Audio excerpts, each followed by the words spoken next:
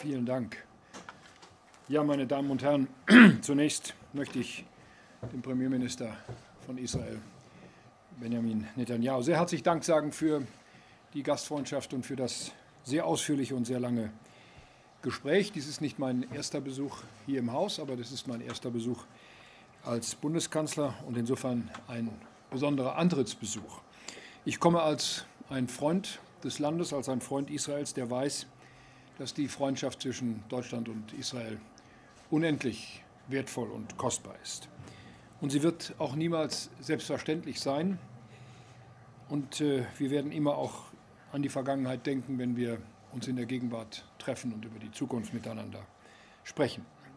Mein Besuch fällt in eine schwere Zeit für das israelische Volk und auch in vielschichtige Zeiten für die Beziehungen zwischen unseren beiden Ländern. Deshalb komme ich später, als ich eigentlich gewünscht habe. Und deshalb will ich einige ganz grundsätzliche Worte zu unseren Beziehungen sagen. Ich habe den Tag mit Bedacht in Yad Vashem begonnen. Ich habe dort der 6 Millionen Männer, Frauen und Kinder aus ganz Europa gedacht, die von Deutschen ermordet wurden, weil sie Juden waren. Das Trauma der Shoah ist ein unauslöschlicher Teil der israelischen Identität. Auch für die Identität meines Landes bleibt sie prägend und sie muss auch prägend bleiben. Wir werden die Erinnerung immer lebendig halten an dieses monströse Verbrechen, das Deutsche am jüdischen Volk begangen haben. In Yad Vashem, an diesem Ort, ist mit Händen zu greifen, welche bleibende historische Verantwortung Deutschland trägt. Deutschland wird deshalb immer für die Existenz und die Sicherheit Israels einstehen. Das gehört zum unveränderlichen Wesenskern unserer Beziehungen. Das gilt für heute, das gilt für morgen und das gilt für immer. Und nun nach den schrecklichen Terroranschlägen der Hamas am 7. Oktober 2023 hat sich Deutschland erneut und klar fest an die Seite Israels gestellt. Wir haben mit dem israelischen Volk um die Toten getrauert. Wir haben mit ihnen um die Geiseln gebangt und gerungen, unter denen auch zahlreiche deutsche Staatsangehörige waren. Israel hat das Recht und geradezu die Pflicht, seine Bürger und seine Existenz gegen diejenigen zu verteidigen, die dem demokratischen jüdischen Staat das Existenzrecht immer wieder absprechen. Kein Staat kann es hinnehmen, dass seine Bürger, wie etwa in den Kibbuzim um Gaza, von islamistischen Terroristen ermordet, entführt und gefoltert werden. Deshalb haben wir ihnen beigestanden, auch als sich im Verlauf des Gaza-Krieges viele abgewandt haben. Im Verlaufe dieses langen Krieges hat uns aber das Vorgehen der israelischen Regierung auch in ein gewisses Dilemma geführt. Deutschland muss für Israels Sicherheit einstehen. Und Deutschland muss für Menschenwürde und Recht einstehen, die den Kern unserer Verfassung, gerade nach Shoah und Weltkrieg, ausmachen. Als Land im Krieg, als demokratischer Rechtsstaat musste sich Israel in seinem militärischen Vorgehen eben auch am Völkerrecht messen lassen. Dabei dürfen wir zugleich nie vergessen, von wem die Aggression ausging, der militanten Hamas, die sich eben nicht um Menschenleben und Völkerrecht schert. Angesichts des schweren Leids, das die Zivilbevölkerung Gazas erfahren hat, mussten wir hier auch Zeichen setzen. Inzwischen haben wir, dank der Vermittlung von Präsident Trump, einen Waffenstillstand in Gaza. Es gibt immer wieder Rückschläge, aber der Krieg, der 2 Jahre lang gewütet hat, ist zu Ende. Und ein Frieden, ein dauerhafter Frieden ist möglich. Die Heimkehr der letzten überlebenden Geiseln, unter ihnen deutsche Staatsangehörige, hat uns berührt und auch beglückt. Jetzt muss gelingen, und darüber haben wir beide gesprochen, die zweite Phase des Friedensplans zu verwirklichen. Deutschland hilft. Wir haben Offiziere und Diplomaten in das zivil-militärische Zentrum in Kiryat Gat entsandt. Wir leisten humanitäre Unterstützung für die Menschen in Gaza, die weiter unter sehr prekären Umständen leben. Wir werden zum Wiederaufbau beitragen. Vor allem werden wir uns weiter diplomatisch engagieren, damit der Frieden kommt. Dabei steht fest, es kann in Gaza keine Rolle für die Hamas geben. Von Gaza darf eben keine Gefahr für Israel mehr ausgehen. Wir dürfen jetzt nicht zu kurz springen und denken. Nach den Traumata des Krieges, die Israelis wie Palästinenser durchlitten haben, müssen wir das Fundament einer neuen Ordnung hier in der Region legen. Einer neuen Ordnung, in der Israelis, Palästinenser und arabische Nachbarn dauerhaft in Frieden, Freiheit, Sicherheit und Würde leben können. Wir arbeiten mit an dem Ziel eines neuen Nahen Ostens, in dem auch der Staat Israel als Teil seiner selbst anerkannt wird und auch angenommen wird. Unsere Überzeugung lautet, die perspektivische Gründung eines palästinensischen Staats an der Seite Israels eröffnet vermutlich die beste Aussicht auf eben diese Zukunft. Eine Zwei-Staaten-Lösung wird sich nur durch Verhandlungen verwirklichen lassen und sie wird am Ende dieser Verhandlungen stehen. Aber diese Verhandlungen sind eben jetzt notwendig. Die deutsche Bundesregierung bleibt bei ihrer Auffassung, dass die Anerkennung eines palästinensischen Staates am Ende und nicht am Anfang eines solchen Prozesses stehen kann. Die Bundesregierung leistet deshalb der palästinensischen Autonomiebehörde Hilfen. Man kann diese Behörde in vielem zu Recht kritisieren. Ich tue das auch. Ich habe darüber auch gestern Morgen mit Präsident Abbas gesprochen. Aber gerade jetzt, da es Reformansätze gibt, sollten wir unterstützen. Zur Wahrheit gehört auch, meine Damen und Herren, dass es aus unserer Sicht keine Annexionsschritte im Westjordanland geben kann, keine formellen, keine politischen, baulichen oder sonstigen Maßnahmen, die in ihrer Wirkung auf eine Annexion hinauslaufen. Nun lassen Sie mich abschließend noch ein Wort zur deutschen Debatte über Israel hinzufügen, die in den letzten Monaten geführt worden ist. Kritik an der israelischen Regierung ist möglich und manchmal vielleicht sogar notwendig. Das ist so zwischen freien Gesellschaften und offenen Demokratien. Das halten die Beziehungen zwischen Deutschland und Israel auch aus. Aber Kritik an der Politik der israelischen Regierung darf nicht als Vorwand für Antisemitismus missbraucht werden, schon gar nicht in Deutschland. Auch das zählt zu unserer geschichtlichen Verantwortung. Ich wünsche dem israelischen Volk, dass nun nach schweren Jahren von Terror und Krieg eine bessere Zeit beginnt. Ich wünsche es Ihnen, Herr Ministerpräsident, dir, lieber Bibi, dass die Entscheidungen getroffen werden, die zu Frieden und guter Nachbarschaft in der Region beitragen. Deutschland wird dabei, wie ich gesagt habe, in tiefer Freundschaft an der Seite dieses Landes stehen und ich persönlich auch. Herzlichen Dank noch einmal für die großartige Gastfreundschaft und für das gute Gespräch, das wir miteinander hatten. Thank you, Chancellor Friedrich. It's good to welcome you and your delegation to Jerusalem, not for the first time, but as you say, the first time as Chancellor. We had the opportunity between these visits to speak many times on the phone, and I have to tell you, I speak to many world leaders. When I speak to Friedrich Merz, it's an open, honest conversation, even when we have disagreements, and often we have agreements. But these are open conversations between friends and people who respect each other. I have to say that I took note not only of our differences, but also the forthright statements that you made about what Israel is doing for the rest of humanity. You said that during the Rising Lion operation, our 12-day war with Iran. You said it just now in Ankara, quite forcefully, and I think these and other statements are very important because they reflect a deeper commitment which expresses the intertwined destinies of Israel and Germany. We went through the greatest tragedy that any people suffered on German soil and committed by Germans. And the generations that followed the Holocaust were understood that there was a special moral commitment to enable the Jewish state, the Jewish people, to recover from this horror. And Germany was committed and remains committed to Israel's security in many important ways. What has happened since the rise of the Jewish state is that we have been able to fend off our enemies, and in order to do that, we developed capacities that now enable us to reciprocate. Not only does Germany work in the defense of Israel, but Israel, the Jewish state, 80 years after the Holocaust, works for the defense of Germany. And that is a historical change that comes at the time of great international turbulence and change. We discussed the ways that we can continue this defense cooperation in a changing world. But it's not only cooperation in military matters. We discussed the cooperation in technological matters. Israel and Germany are two of the most advanced economies in the world. We have extraordinary people, extraordinarily gifted people, and in the field of high technology, high tech, deep tech, AI, quantum, all these things that are going to change the face of this planet and the future of humanity. These are things that we are ranked very high. But together, cooperating in this, we'll rank even higher. There's not much space to go. But I think that working together, we can not only better the citizens of Israel and Germany, but I think we can better the world and our immediate neighborhood, the Middle East. So we discussed that, and we are ready to seize the future together. This will help peace. We are at the point where we believe that peace opportunities are at hand. The Iran axis has been battered.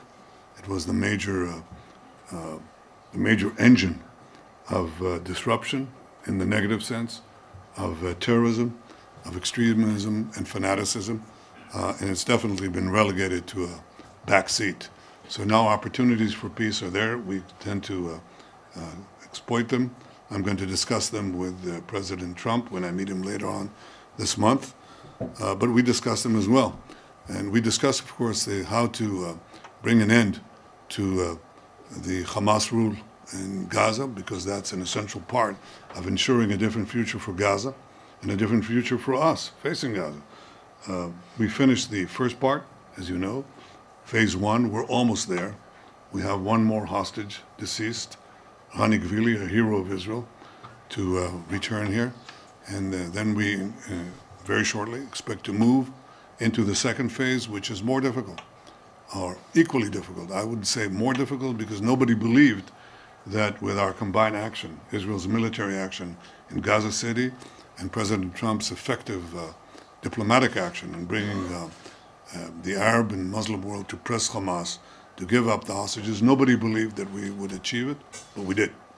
And now we have a second phase, no less daunting, and that is to achieve the disarmament of Hamas and the demilitarization of Gaza.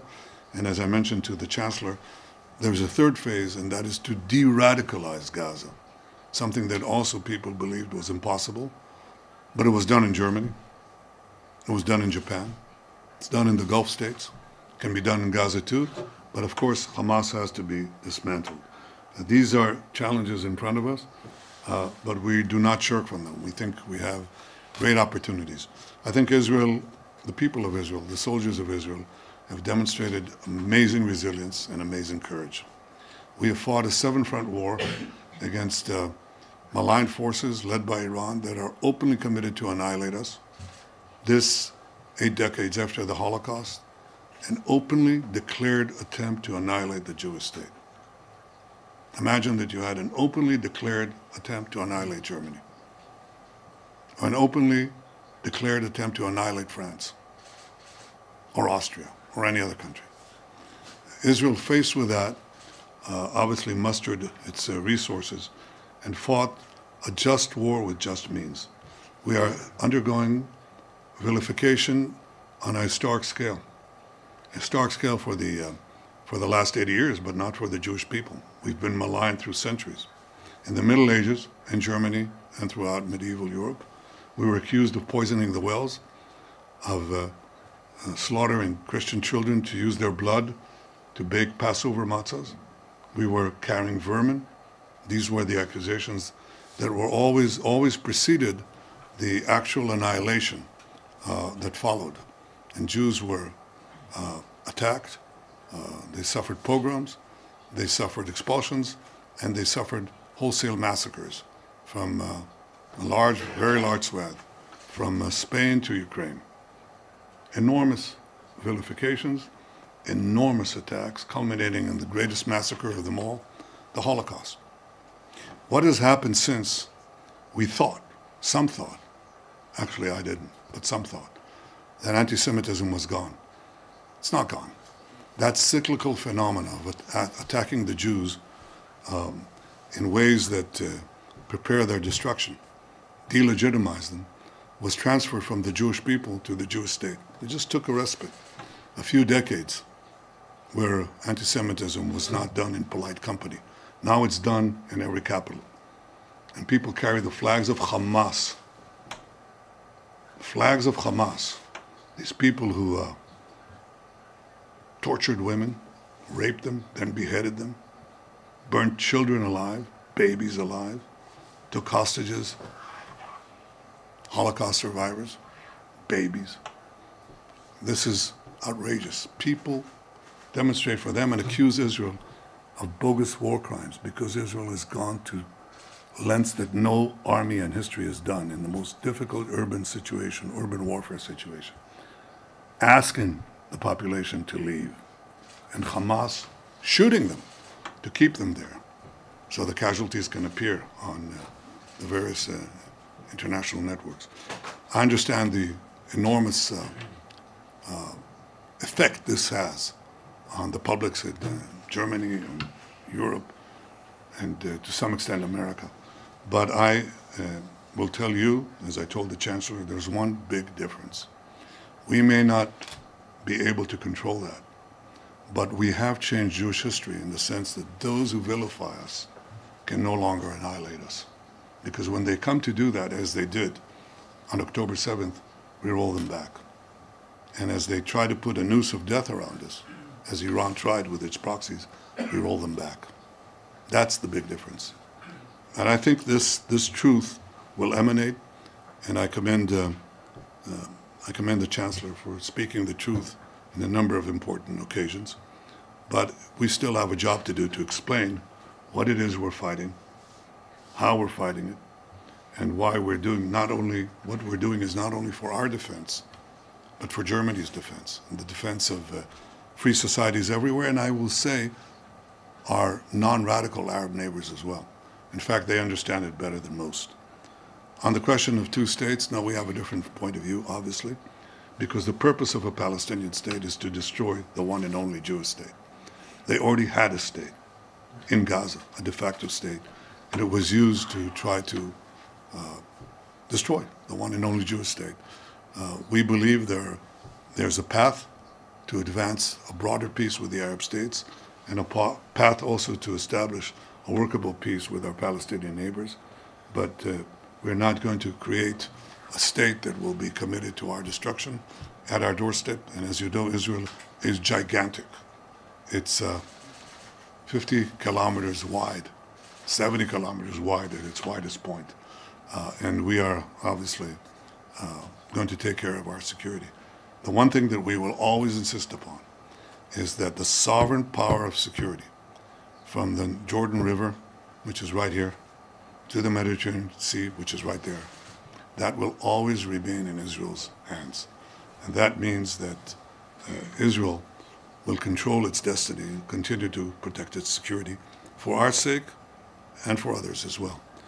I have to say, Friedrich, I think we're at the cusp of a new age, because I think that we will achieve the expansion of peace.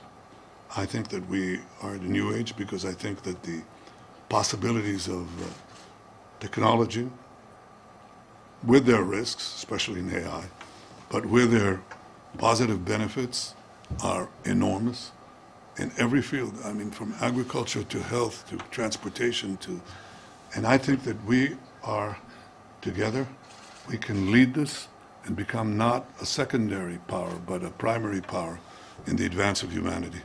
I look forward to our discussions, and I have to say that your wife was supposed to come here. Bring her next time. It'll be an opportune moment to expand on these things. So welcome, Friedrich, welcome, Fred. Thank you so much. Thank you. We'll start with the questions from the forum, please.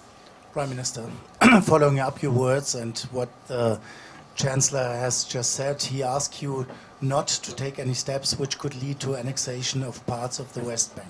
So my question for you would be, can you guarantee that you are not taking these steps? One can have some doubts after what you just said about security for Israel. Und Bundeskanzler, können Sie bitte kommentieren, wenn Herr Netanyahu eine Zwei-Staaten-Lösung ablehnt? Wie ist dann aus Ihrer Sicht eine Friedenslösung hier in dieser Region überhaupt möglich? Danke. In fact, there is no change of the status quo. Israel today controls the security between the Jordan River and the sea. If you're not aware of it, you should be, because that is the situation. That's why you don't have terrorism exploding from Judea, Samaria.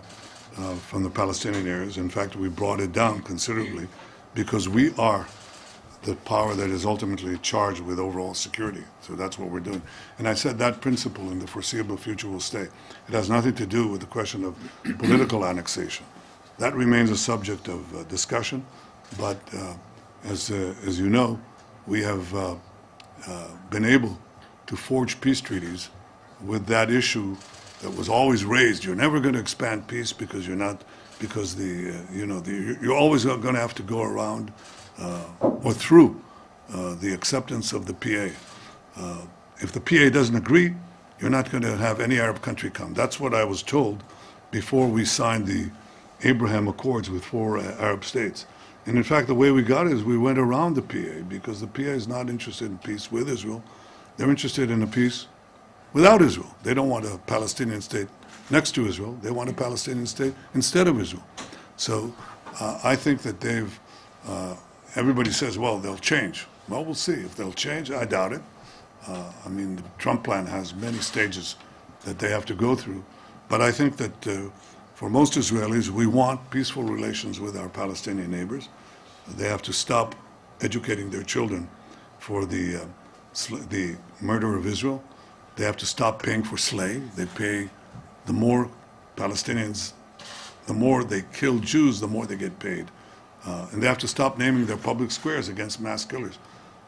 We're in the compound of the Israeli government. It's not named after killers.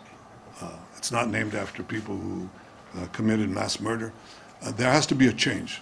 And I can tell you that most Israelis now, if you ask them, okay, would you want a Palestinian state? Okay, we asked that question in the Knesset. There are 120 members in the Knesset. And the question was, suppose they try to force us on us a Palestinian state. You know what the vote was? It was 99 to 11, 10 abstentions.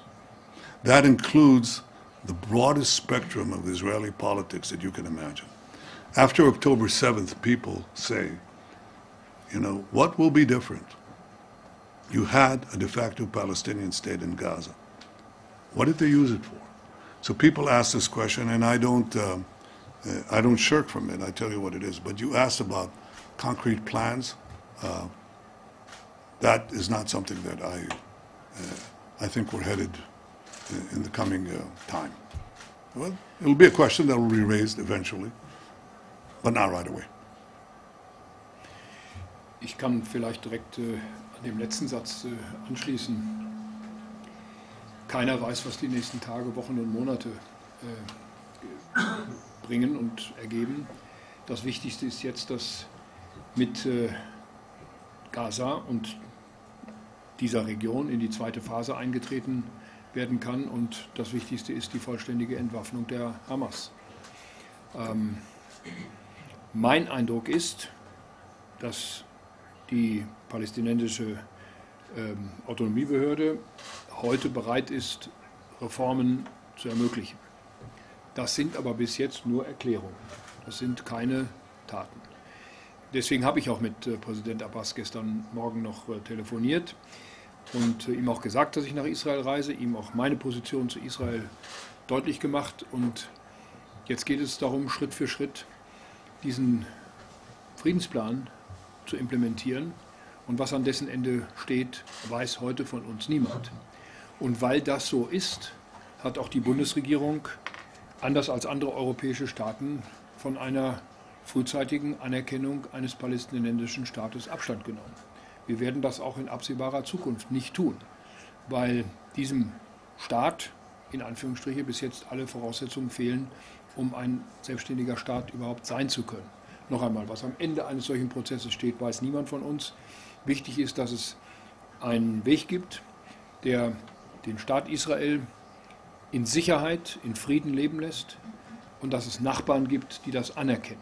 Einige haben das bereits getan, andere tun es bis heute nicht. Und dann müssen sich die Palästinenser selbst eines Tages entscheiden, welchen Weg sie gehen wollen. Deswegen aus heutiger Sicht, es ist zu früh, darüber eine endgültige Entscheidung zu treffen. Es ist eine Hoffnung, die sich vielleicht erfüllt, vielleicht aber auch nicht.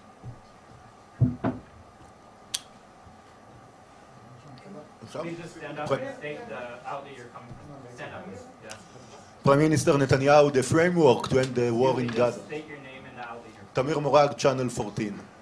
The framework to end the war in Gaza allowed Hamas 72 hours to release all the hostages, alive and dead. We are now almost 72 days past this deadline. How much longer are you going to allow Hamas? Is there a deadline to move forward to the second phase that includes disarming Hamas?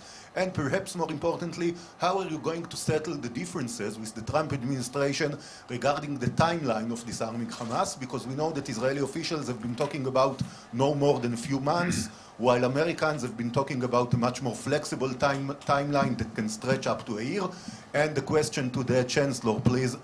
Given the terrible history of Germany and the Jewish people, can you make a commitment that at least during your tenure we will not see any more arms embargo by Germany against the Jewish state? There is one more hostage left. We had 255 hostages, most of them alive, by the way.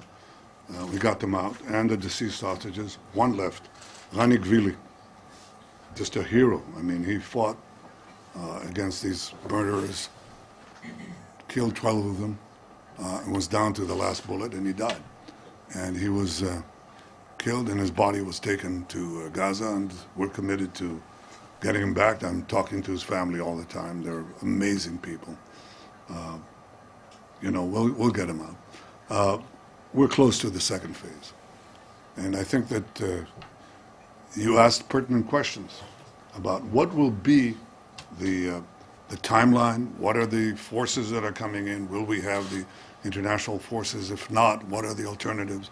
These are all topics that are being discussed, but I haven't seen yet a clear delineation of what you say is the American position, which is contrary to our position. In fact, that's exactly what I'm going to talk to President Trump about.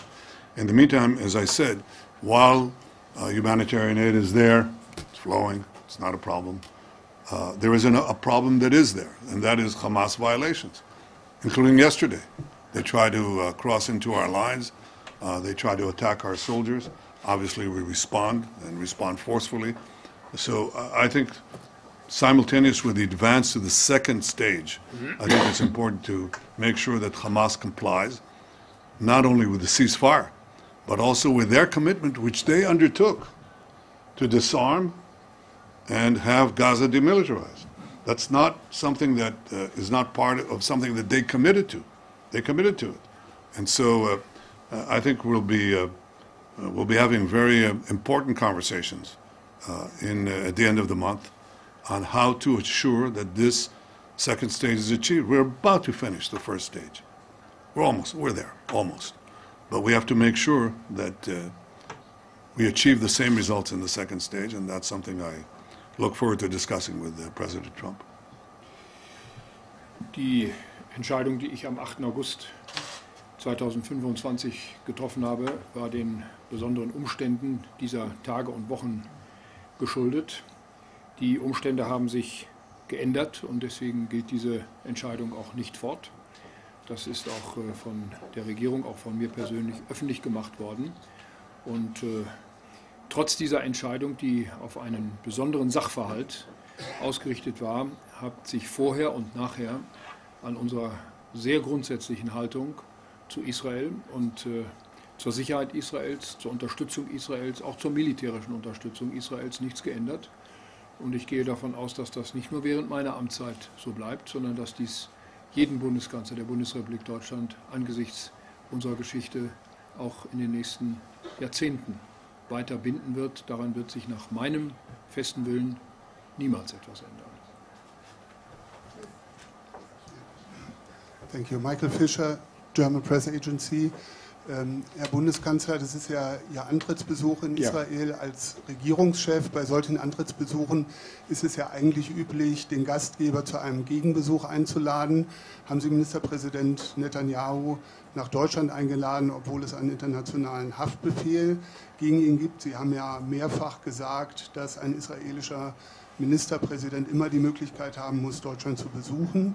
And Prime Minister, how important is it for you to get an invitation to Germany as your most important European ally? And a quick question to both of you. if a peacekeeping troop would be deployed to Gaza, should Germany be ready to take part? Herr Fischer, wir haben über die Frage einer möglichen Reise von Premierminister Netanyahu nach Deutschland nicht gesprochen. Dafür gibt es im Augenblick auch keine Veranlassung, darüber zu sprechen.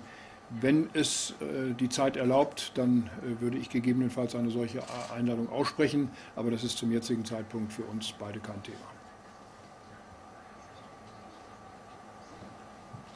Well, of course I'd be delighted to visit Germany again and speak there with the Chancellor, bring our government together, G2G. I think that's important. The reason we're not going there is because there's an ICC prosecutor. Prosecutor issued arrest warrants for me and for our former defense minister. He was supposed to come here, and he was saying how important that visit would be because Israel has an open system, one that works according to the rule of law. He was saying very positive things. And on the day that he was supposed to come here, he canceled abruptly. And we didn't know. Why did he do it? Well, it turned out, when we discovered this a few months later, that a few days before, one of his staff members came in and said, there's another staff member, a woman, and you sexually harassed her for a long time, and she's complaining. By the way, she's very hostile to Israel, very hostile, okay? But he ruined her life. And apparently, Karim Khan sat and said, I'm ruined. His brother, who was a conservative member of parliament in Britain, was jailed for pedophilia, okay? So, and he saw what happened to a rising career of his brother and was sentenced to jail. So he said, I'm ruined. Well, he thought very quickly, and he came to the solution that relates to what I discussed before. All you have to do is bash Israel. And if you can bash Bibi, that helps too. So that's exactly what he did. He canceled his trip and came up with these trumped-up charges of starvation and genocide and so on, all these things that can be literally disproven. But he was going to investigate them, and he didn't. He came out and immediately went in on the tube because he wanted to deflect these charges from him, and which he did because they eventually came out, by the way, from other women too. So this is a corrupt prosecutor that is destroying the reputation of the ICC and causing many people to say, is this the organization that was supposed to follow the Holocaust? This was the organization that was set up to make sure that nothing like this ever happened. What happened to the Jews never happens again. And then when Israel is fighting for its life against people who are cutting off our heads literally, it accuses Israel. And basically that's what it does. It accuses Israel. Our soldiers, our brave soldiers who are fighting, many of them losing their lives going into booby-trapped buildings in order to save lives. So I think that this is outrageous. The ICC has a lot of corrections to do about itself. And one of them is obviously to get rid of these ridiculous charges. But until it does, there is a question that arises in well-meaning countries and well-meaning governments of how subordinate they are, their judiciaries are to these absurd charges, and I recognize that. But I guess that since we're overcoming so many things and doing the impossible, this is in the realm of the possible, and probably sooner than you think. Sorry, one last question. Anna Balsky, newspaper. Mr. Chancellor, does Germany oppose the European Commission's proposal to suspend parts of the trade and cooperation agreement with Israel? Thank you very much, sir. Ja. Vielleicht kann ich in dem Zusammenhang gleich die zweite Frage von Herrn Fischer noch mit beantworten. Wir sind bereits engagiert in der zivil-militärischen Zusammenarbeit. Wir wollen jetzt, so haben wir es verabredet, abwarten das Ergebnis der Gespräche, das Ministerpräsident Netanyahu mit dem amerikanischen Präsidenten noch in diesem Jahr führen wird. Und ich habe unsere grundsätzliche Bereitschaft natürlich erklärt, an vielen Dingen teilzunehmen, die auch einen Wiederaufbau von Gaza ermöglichen. Wir wollen das Gespräch darüber fortsetzen, sobald klar ist, zu welchem Einsatz auch die amerikanische Regierung bereit ist, denn Phase 2 muss jetzt kommen und dann muss Phase 3 ebenfalls in den Blick genommen werden. Welchen Beitrag wir dazu leisten können, würden wir auch danach entscheiden. Wir haben nach meinem gegenwärtigen Kenntnisstand eine Entscheidung über Sanktionen gegen Israel oder andere nicht auf der Tagesordnung des Europäischen Rates. Ich habe das in Deutschland deutlich gemacht und mache das auch hier deutlich. Wir haben kein Interesse daran, die Zusammenarbeit mit der Wirtschaft oder die Zusammenarbeit mit der Wissenschaft in Israel zu beschädigen. Im Gegenteil, wir sind daran interessiert, diese Zusammenarbeit zu vertiefen und zu intensivieren. Und deswegen gehe ich davon aus, dass es keinen zusätzlichen Entscheidungsbedarf auf der europäischen Ebene dazu gibt. אדוני ראש הממשלה, אפשר שאלה לחנינה?